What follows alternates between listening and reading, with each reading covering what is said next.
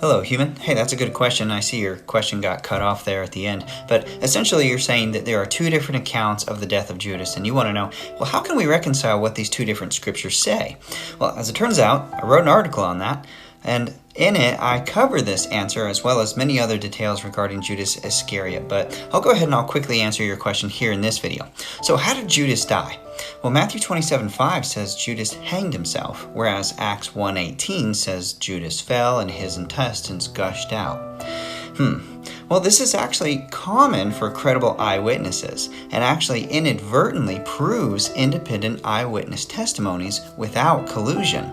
So the Bible is like a puzzle, all the pieces coming together to form one coherent and complete picture. You just need to be a good detective. The missing piece of information the critic fails to consider is time.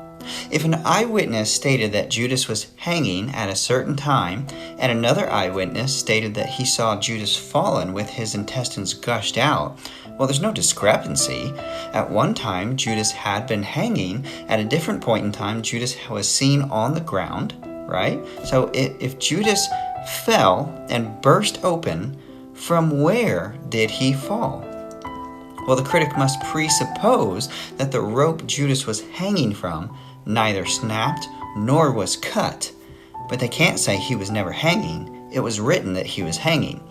Moreover, an investigation into Jerusalem reveals that the landscape easily lends itself to this scenario that a person could hang, fall, and burst open.